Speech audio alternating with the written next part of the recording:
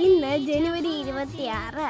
ഈ ദിനം India republic day ആയി ആഘോഷിക്കുന്നു. ഇന്ത്യ ബ്രിട്ടീഷ് ഭരണത്തിൽ നിന്ന് മോചിതയായി പരമോന്നത ഗണതന്ത്ര രാജ്യമായതിൻ്റെയാണ് നാം ജനുവരി 26 റിപ്പബ്ലിക് ദിനമായി ആഘോഷിക്കുന്നത്. 1947 ഓഗസ്റ്റ് 15 ഇന്ത്യക്ക് സ്വാതന്ത്ര്യം ലഭിച്ചെങ്കിലും ഇന്ത്യയുടെ പരമോന്നത ഭരണഘടന നിലവിൽ വന്നത് 1950 ജനുവരി 26 1950 ജനുവരി 26 ഡോക്ടർ രാജേന്ദ്ര പ്രസാദ് ഇന്ത്യയുടെ ആദ്യ രാഷ്ട്രപതിയായി തിരഞ്ഞെടുക്കപ്പെട്ടു. ബ്രിട്ടീഷുകാരുടെ ഗവൺമെന്റ് ഓഫ് ഇന്ത്യ ആക്ടിനെ പിൻവലിച്ച് 1950 ജനുവരി 26 ഇന്ത്യയുടെ ഭരണഘടന ഇതിനെമ്പാടും നിലവിൽ വന്നതിൻ്റെ ഓർമ്മയ്ക്കായാണ് ജനുവരി 26 ഇന്ത്യ റിപ്പബ്ലിക് ദിനമായി ആഘോഷിക്കുന്നത്.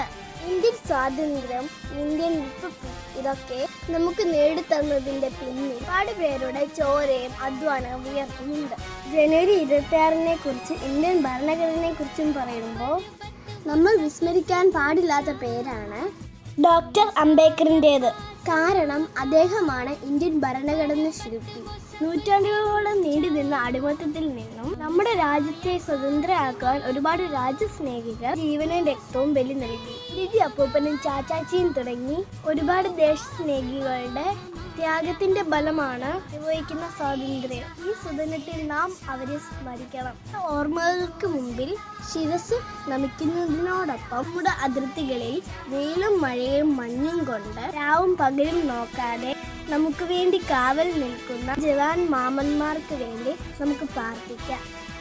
എല്ലാവർക്കും എൻ്റെ ഹൃദയം നിറഞ്ഞ റിപ്പബ്ലിക് ദിന ആശംസകൾ. ജയ് ഹിന്ദ്.